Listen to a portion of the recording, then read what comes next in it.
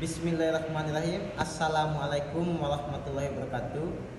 Halo anak-anakku sekalian, selamat datang di video pembelajaran PPKN bersama saya Muhammad Agil Gimnastiar dengan NIM 2021 A1C141.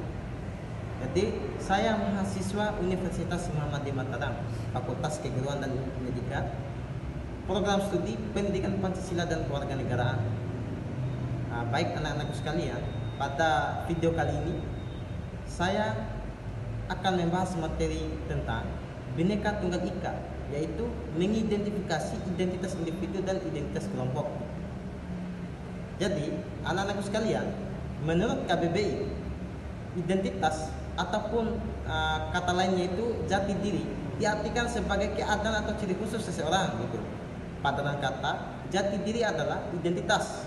Oleh karena itu, identitas dan jati diri akan digunakan secara bergantian untuk merujuk pada pengertian yang sama. Jadi, anak-anak sekalian, bagaimana identitas itu terbentuk? Jadi di sini ada dua jenis. Jadi identitas itu gifted gitu atau terberi, yaitu suatu seseorang atau grup kelompok, misalnya tinggi badan, warna kulit, bentuk rambut dan lain-lain gitu. Dan yang kedua, identitas itu hasil dari sebuah desain atau rekayasa gitu. Hasil dari interaksi sosial antar individu atau antar kelompok.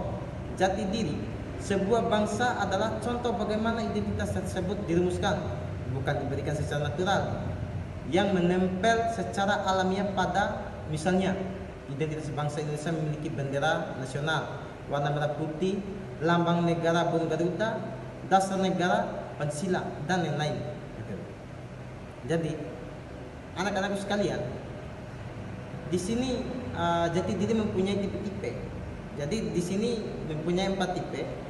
Yang pertama itu identitas individu yang alami. Yang kedua, identitas individu yang terbentuk secara sosial. Yang ketiga, identitas kelompok yang alami. Yang keempat, identitas kelompok yang terbentuk secara sosial.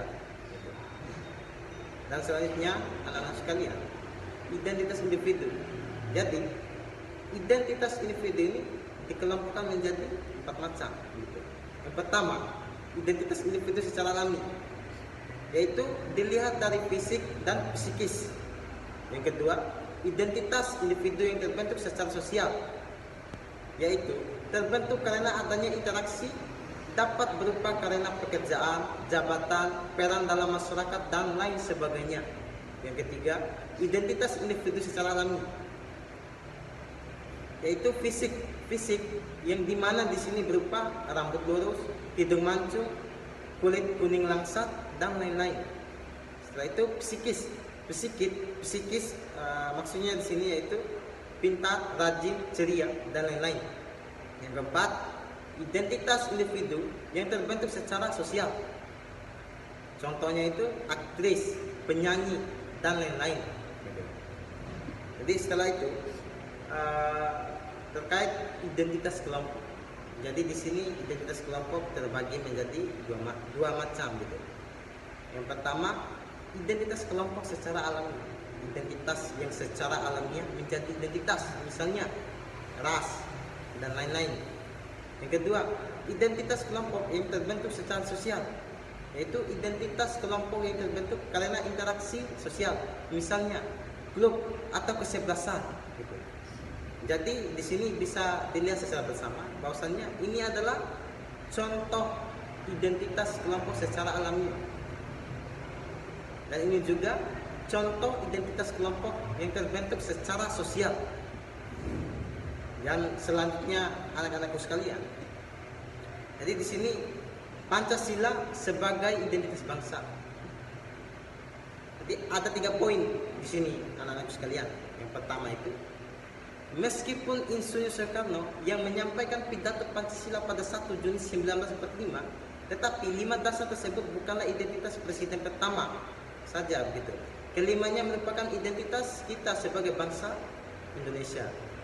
Kedua, dari mana Pancasila berasal gitu. Pancasila adalah identitas yang digali dari kearifan serta kekayaan nilai bumi Indonesia. Dan yang terakhir, Pancasila tidak sekedar dihafalkan tetapi juga diamalkan. Jadi mungkin itu saja video pembelajaran pada hari ini. Mohon maaf. Sekian. Wassalamualaikum warahmatullahi wabarakatuh.